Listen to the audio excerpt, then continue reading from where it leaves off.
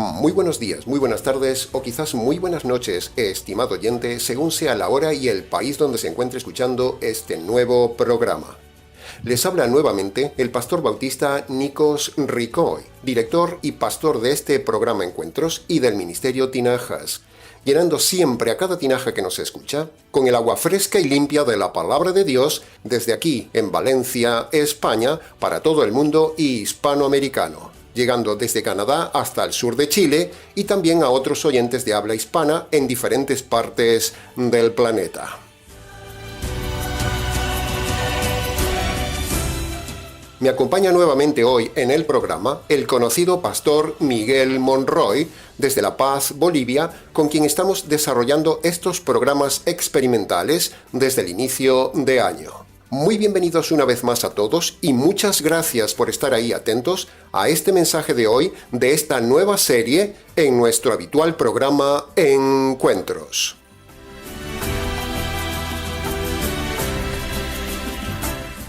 En su día, a nuestro programa lo hemos bautizado con el nombre de Encuentros, porque precisamente los programas son para eso. Son momentos donde queremos encontrarnos con usted para enseñarle la verdad completa y las mayores revelaciones de la Biblia. Y así usted no tenga excusa delante de Dios y a la vez usted pueda comparar lo que enseñamos en este canal con respecto a los predicadores que hay por ahí. Amén. Estamos ya, estimado oyente, en el segundo programa de esta miniserie de este importantísimo tema de psicología sobre la razón, la causa y el origen de los trastornos de la conducta humana. En el mensaje anterior de la semana pasada hemos dado una de las mayores revelaciones bíblicas sobre el origen de por qué el hombre hace lo que hace y por qué el hombre hace lo que no quiere hacer. Hemos revelado a la audiencia lo que dice la biblioterapia en contra de la psicoterapia y hemos visto un tema que, primero, no se enseña en ninguna iglesia. Segundo, un tema que no lo conocen los psicólogos ni los psiquiatras. Y tercero, un tema que es la tercera doctrina más importante después del tema de la salvación y después del tema del divorcio. La doctrina de el pecado que mora en usted. Un ser que la Biblia cataloga como terriblemente perverso, un ser que vive dentro del hombre y un ser que trastorna al hombre haciéndolo hacer lo que no debe hacer. Así es. Lo que usted está oyendo, estimado oyente, lo que le estamos diciendo, lo que le estamos enseñando, no es una doctrina nueva que nos hemos inventado. No.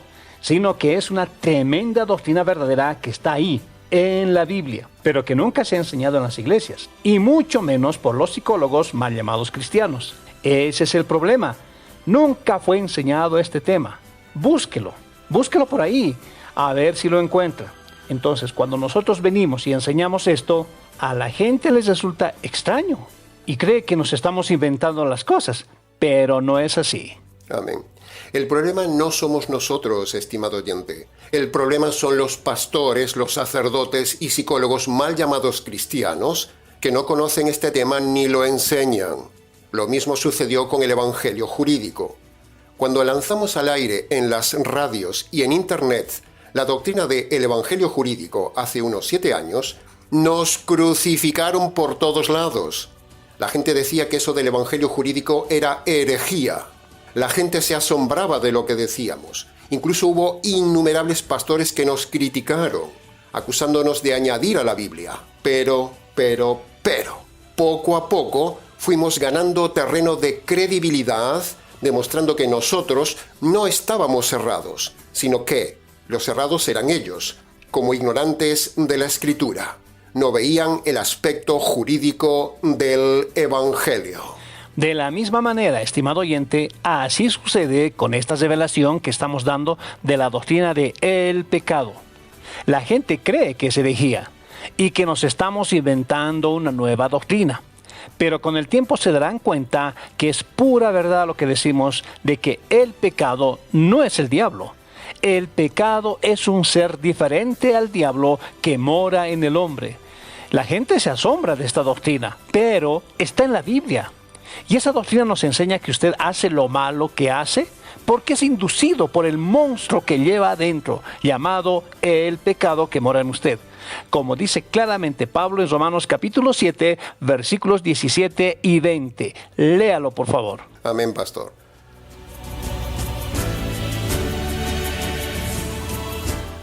Cuando un soldado no conoce el enemigo ni sabe dónde está el enemigo juega con ventaja, y así es como gana la batalla. Pero si uno va a la batalla conociendo quién es el enemigo, conociendo dónde está el enemigo y conociendo cómo actúa el enemigo, y si a la vez usted tiene las armas correctas y la instrucción correcta ante el enemigo, entonces eso será garantía de victoria total. Pero en este caso, si usted va a la batalla espiritual a ciegas, sin conocer el enemigo que lleva dentro, seguro que usted será carne de cañón e irá derecho a la derrota y al trastorno de su alma. Así es, Pastor Nicos.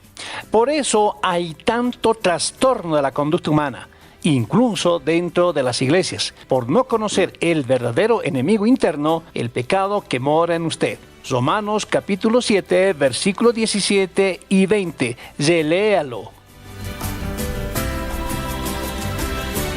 Todas las atrocidades de la conducta humana registradas en la Biblia, todas las atrocidades que el hombre hace y que usted ve cada día en las noticias, y todos los trastornos que el hombre tiene en su alma, no son por causa del diablo, estimado oyente, no, sino causadas por otro ser, otro enemigo, un ser que vive dentro del hombre, es independiente del hombre y manipula al hombre desde dentro, llamado el pecado. Romanos capítulo 7, versículo 20.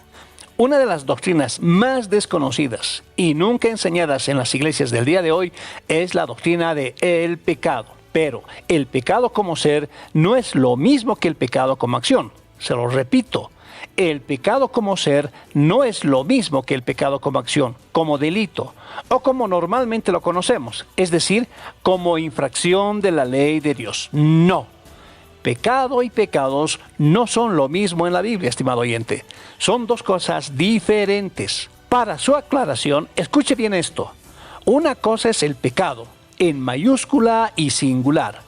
Un ser que vive dentro del hombre y que manipula al hombre desde pequeño. Pero otra cosa muy distinta son los pecados, en minúscula y plural, que son las acciones que nos hace hacer el pecado. La palabra pecado en la Biblia es una palabra polisémica. Eso significa que tiene dos significados gramaticales que dependen del contexto. Un significado es el ya dicho, el de un ser, el pecado. Y el otro significado es el de las acciones malas llamadas pecados. Se llaman parecido, pero no son lo mismo. Y en esta serie, precisamente, estamos estudiando a este ser llamado bíblicamente el pecado, en mayúscula y singular.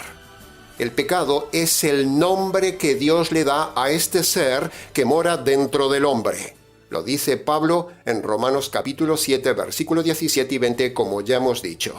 Las iglesias mal llamadas cristianas y las clínicas de psicología están llenas de personas con, ponga atención a lo que vamos a decir, traumas, personas infelices, con trastornos, con fachadas en sus vidas, con vidas vacías, con cargas por la culpa oculta, con lucha interna, con derrotas en su ser, con pecados sin perdonar, con la conciencia manchada, llevando vidas mundanas, haciendo lo que no deben hacer, sin saber por qué hacen lo que no quieren hacer, sintiéndose miserables por dentro, personas frustradas, con ganas de suicidarse o con pensamientos suicidas, con conductas adictivas, con dolores en el alma, con trastornos obsesivos, con fobias, con vicios, con desórdenes de la conducta, con falta de paz en el alma, con insomnio, con sueños perturbadores por la noche, con disfunciones físicas, con conflictos de género e identidad sexual,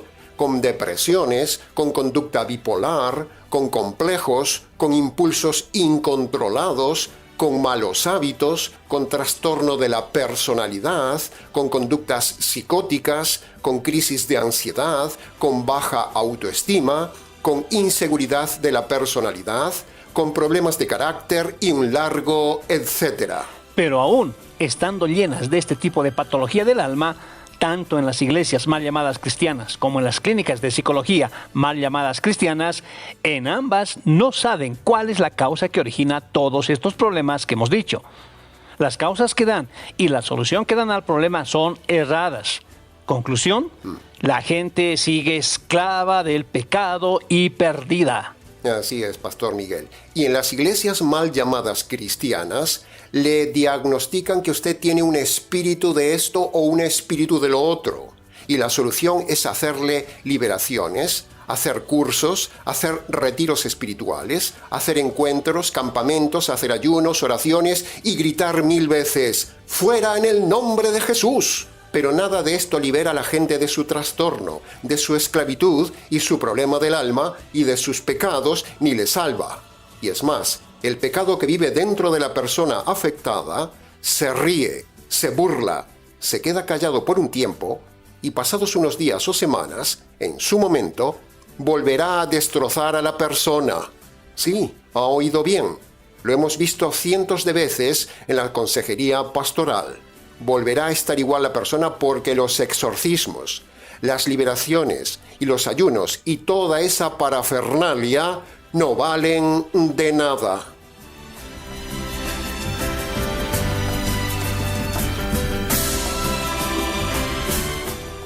La guerra espiritual de las iglesias es una auténtica farsa.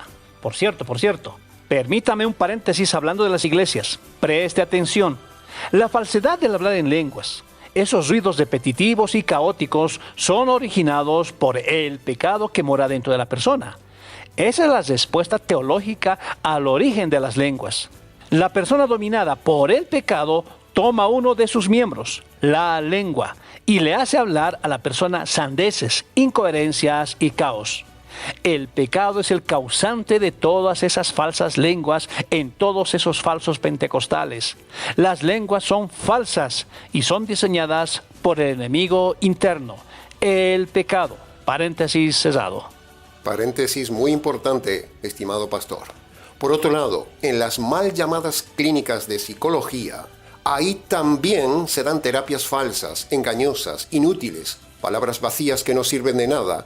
Y a la experiencia pastoral nos remitimos porque ha venido mucha gente a consultarnos después de haber ido incluso a varios psicólogos y psiquiatras donde le han dado terapias interminables, caras, de charlas vacías y huecas como decía Pablo, o ejercicios inútiles, fármacos y consejos que no valen de nada porque en la psicoterapia la persona nunca queda libre y el pecado que mora dentro de la persona afectada se ríe, se queda callado y luego vuelve a las andadas al tiempo, igual que lo acabamos de decir con el tema de las iglesias.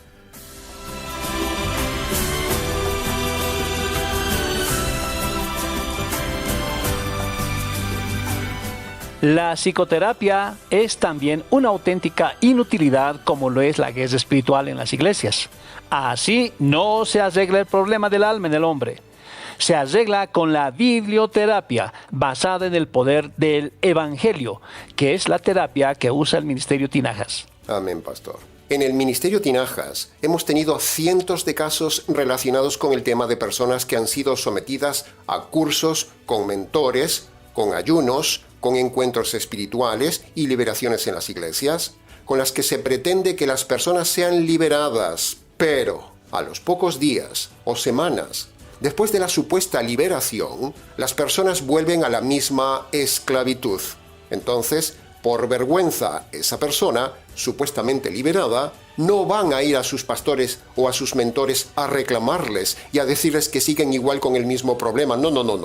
No les dicen nada por miedo a que los pastores y mentores les digan que, si siguen aún en el mismo problema, es por falta de fe de la persona, no por fallo del curso, ni de la liberación, ni por el pastor. No. El pastor siempre se lavará las manos, se autodefenderá y jamás reconocerá que su técnica de liberación es inútil y falsa. Le echará la culpa a usted diciendo que no tenía fe. Por eso, la gente no regresa al pastor para decirle que su técnica de liberaciones no funciona. Es falsa. Amén. Un pastor pentecostal sencillamente está haciendo el ridículo porque está luchando contra el enemigo equivocado y con técnica equivocada. Un pastor pentecostal lucha contra el diablo cuando la lucha es contra el pecado que mora en la persona que está esclavizándola. Al pecado no se le vence por medio de liberaciones, ni por cursos, ni por ayunos, ni nunca se va de la persona, dice la Biblia, sino que al pecado se lo vence por medio de la biblioterapia y del poder del Evangelio.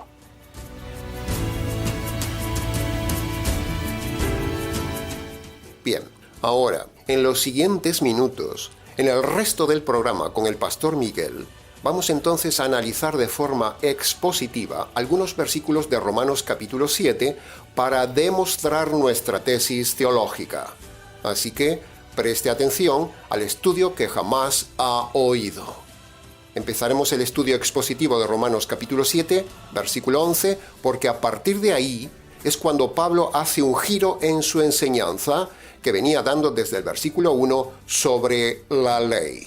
En los primeros 10 versículos del capítulo 7 podríamos resumir que Pablo habla de la ley y responde a los creyentes romanos que el problema de la conducta de ellos no es la ley. La ley no es mala, la ley es buena. La ley no es el problema del hombre, sino que las personas rompen la ley de Dios, incumplen la ley de Dios. O sea, hacen las cosas mal y malas. No porque la persona quiera hacerlo, ni porque la ley de Dios sea mala. No. Sino que la gente rompe la ley porque hay un ser dentro de la persona que le impulsa a romper la ley. Y lo dice a partir del versículo 11.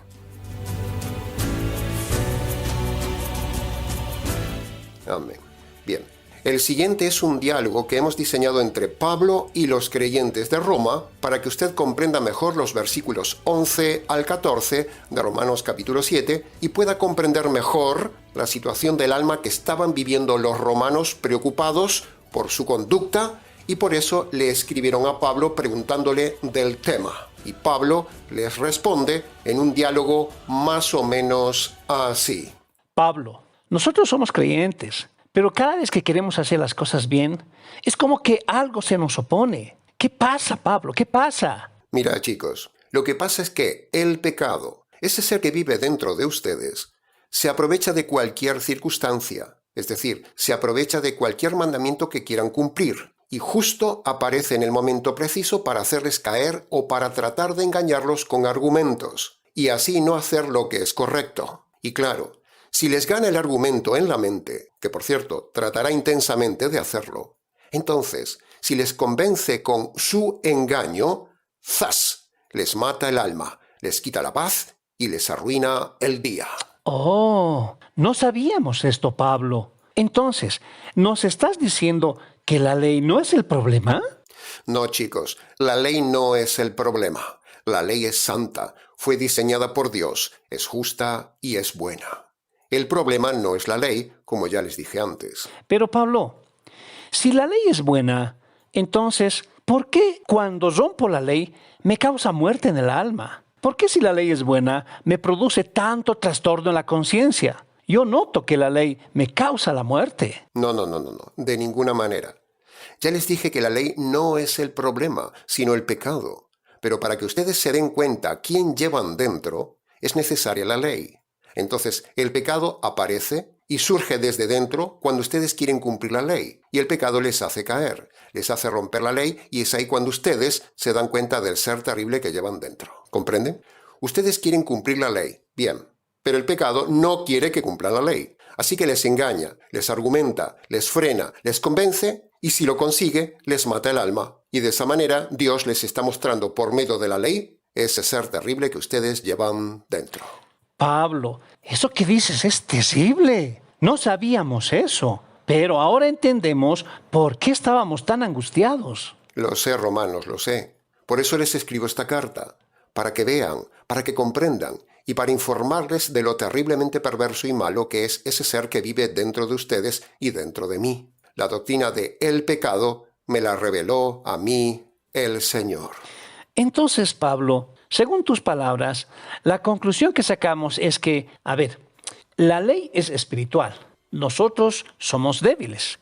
Y el pecado es más inteligente y fuerte que nosotros. Nos vence y nos trata como esclavos. ¿Es así, Pablo? Así es, Romanos, así es, ni más ni menos. Eso es precisamente lo que el Señor me reveló a mí. Yo estaba en la misma situación de conflicto y angustia de mi alma, igual que ustedes. Gracias, Pablo, gracias por estas palabras para comprender lo que sucede dentro nuestro.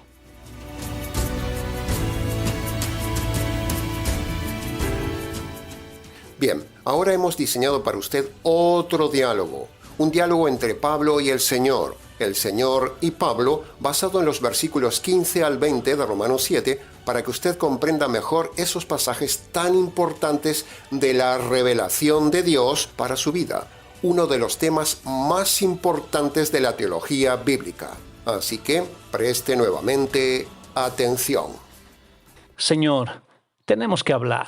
Algo me está pasando. Algo está sucediendo dentro de mí. No entiendo lo que me pasa. Yo te amo, Señor. Yo te sirvo. Yo quiero hacer todo bien para ti, pero no hago lo que quiero, sino todo lo contrario. Cuando me propongo hacer lo que a ti te agrada, termino haciendo lo que aborrezco, o sea, lo malo. ¿Qué me pasa, Señor? Esto es grave, Señor, y me hace sentir mal, muy mal. Soy apóstol. Me he convertido. He obedecido las 2 condiciones que mandaste en Marcos 1:15. Quiero servirte. Pero, Señor, tengo un problema. Hago muchas veces lo que no quiero hacer. ¿Qué me está pasando? ¿Por qué hago lo que hago? No lo entiendo. Pablo, aquí estoy para ayudarte. Presta atención a lo que voy a decirte y ponlo por escrito. ¿Por escrito? Señor, ¿quieres que lo ponga por escrito? Sí, por escrito, Pablo. Pero, Señor, si lo dejo por escrito, todo el mundo se va a enterar de mi problema. Y yo soy tu apóstol. ¿Qué va a pensar la gente? ¿Qué testimonio voy a dejar si dejo mi problema personal por escrito, Señor? Pablo, deja de pensar en ti mismo. Si no lo pones por escrito, no te digo lo que necesitas saber y nunca saldrás del problema. Bueno, sí, Señor, es verdad, tienes razón. ¿Qué quieres que escriba, Señor? Bien, escribe lo siguiente a mi iglesia en Roma para que ellos también sean enseñados en este tema y a la vez lo compartan con otras iglesias. Escribe lo siguiente. Soy todo oído, Señor. Dime entonces, ¿dónde está el problema en mí? ¿Por qué hago lo que no quiero hacer? ¿Qué es lo que me impulsa a hacer lo que aborrezco? ¿Por qué hago lo que te desagrada si no quiero desagradarte, Señor? ¿Por qué? Verás, Pablo, Adán y Eva pecaron contra mí, y en ese momento un ser terrible entró en ellos. Ese ser se llama el pecado. El pecado que mora dentro de ti, Pablo, mora dentro de todos los hombres. El pecado es el que te hace hacer lo que no quieres hacer y te hace hacer lo que me desagrada. El pecado es más fuerte que todo hombre, es más fuerte que tú. Por eso todo hombre necesita el poder del Evangelio que tú predicas, pero hasta ahora no sabías utilizarlo. Tú tienes que usar el poder del Evangelio para superar el poder del pecado. Y como hasta ahora no lo sabías, era lógico que no usaras la espada del poder del Evangelio para cortar todo razonamiento e impulso del pecado que ejerce en tu mente y en tus miembros. Espera, Señor. ¿Me estás diciendo que soy como una marioneta llevada por un ser que vive dentro de mí, que me hace hacer lo que te desagrada? Así es, Pablo, así es. Llevas dentro de ti un ser que te hace hacer lo que no me agrada, y si no conoces lo que llevas dentro, por muy convertido y apóstol que seas, no podrás ganarle ni vencerle. Por eso siempre has vivido en miseria y derrotado a pesar de ser apóstol. Porque el pecado vive escondido dentro de ti, tú no lo sabías y el pecado engañaba tu mente, tal como le dijiste a los romanos. A la vez, el pecado tiene poder sobre los miembros de tu cuerpo. Por eso haces lo que no debes hacer. Ahora que ya conoces el origen de tu problema, o sea, el enemigo, necesitas ponerte firme con la espada del Evangelio para cortar sus hilos, cortar su poder y ya no ser más una marioneta de el pecado. Pero, Señor, ¿por qué no me dijiste eso antes, desde el inicio? Bueno, Pablo, No te lo dije porque no me lo preguntaste. Y tampoco te lo dije para que, viéndote así en necesidad, me llamaras y valoraras más esta revelación única que te doy solo a ti, y así puedas ser solidario con los demás, compadecerte de los demás y ayudar a los demás con esta revelación para ser libres. ¡Wow, Señor! ¡Qué impacto tiene mi alma! Pero a la vez me siento con alegría por conocer la verdad. Y estoy entusiasmado para ganar la batalla contra mi enemigo interno. Una pregunta más, mi Señor. Dime. ¿Cuándo me sacarás este enemigo de dentro? Nunca se irá, Pablo. Nunca lo sacaré de ti. Lo dejaré dentro de ti para probar tu fe, para pulir tu carácter, para hacerte más que vencedor en la batalla espiritual y para demostrar el poder del Evangelio. Si te quitara el pecado en el momento de la conversión, no tendrías forma de demostrar tu fidelidad hacia mí, ya que el problema no es el diablo, como ya te había dicho. El diablo lo envío de vez en cuando a tu vida, pero el pecado lo dejo dentro de ti todos los días hasta que llegue el final de tu vida, donde te libraré por fin de él y para siempre. Bien, Señor. Hágase tu voluntad y no la mía. Y muchas gracias por revelarme esta verdad. Me pondré en campaña de vencer y enseñar este tema. Amén, Pablo.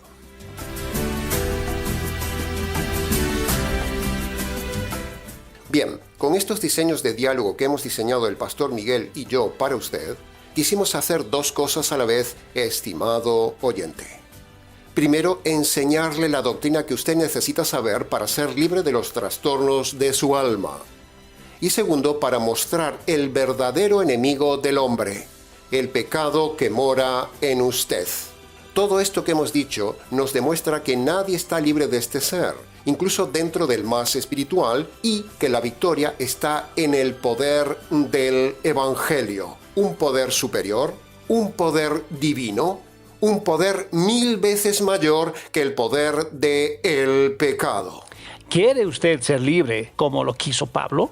Entonces usted necesita primero convertirse y segundo, usar la espada del poder del Evangelio, tal como dice Pablo. El Evangelio es el poder de Dios, la dinamita que Dios me dio para salvación. En este caso, no solo para salvarnos de la condenación eterna, sino que el Evangelio es el poder de Dios para ganar las batallas en la tierra contra los dos enemigos del hombre: el diablo que mora fuera del hombre y el pecado que mora dentro del hombre.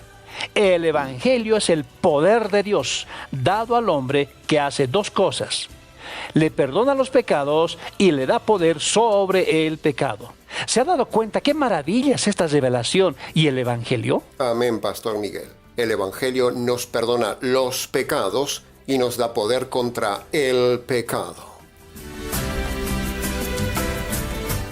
Bien, ahora, llegando ya al final del programa de hoy, preste atención al resumen y conclusión del mensaje, para que usted pueda ser libre de los trastornos de su alma, para que usted sea perdonado de sus pecados, para que usted tenga poder contra el pecado, y para que usted pueda salvar su alma de la condenación eterna.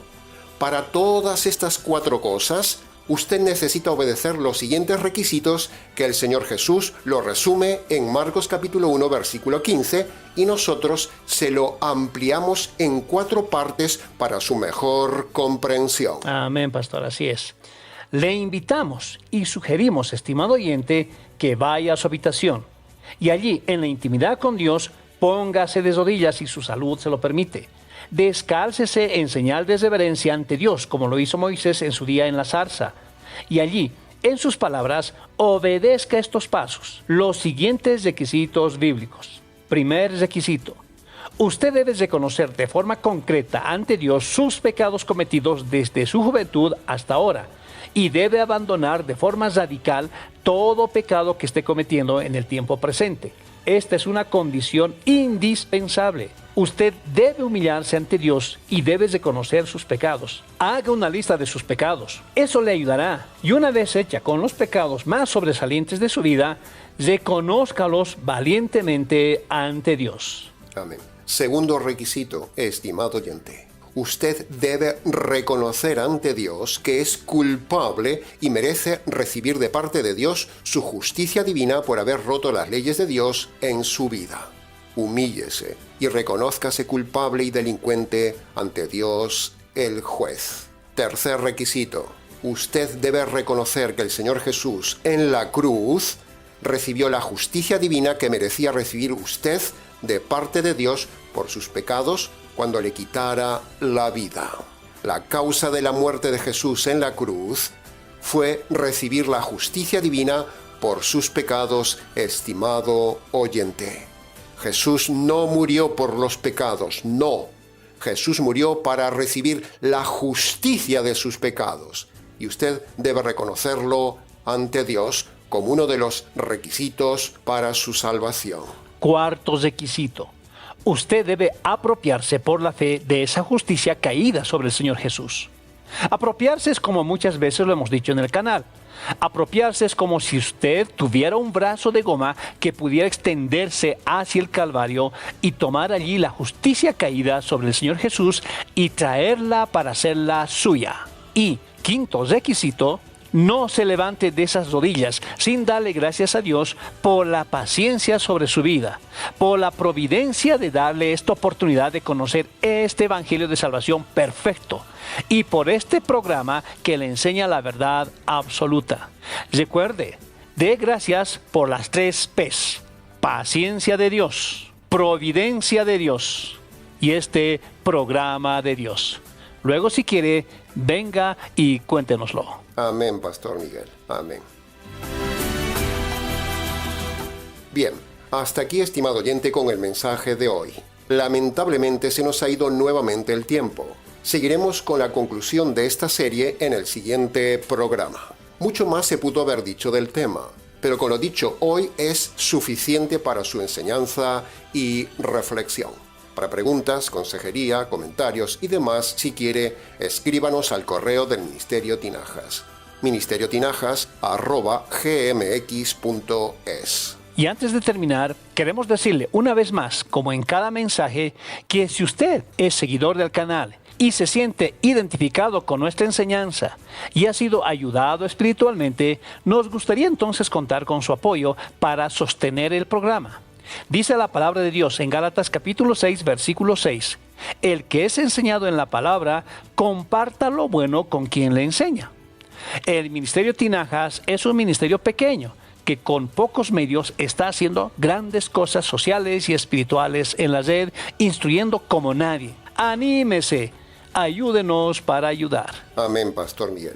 Yo añadiría a sus palabras, Pastor, que todas aquellas personas que han prometido dar y no han dado nada al ministerio, han mentido. Por lo tanto, es mejor que no diga que va a ayudar al Ministerio Tinajas, no lo diga.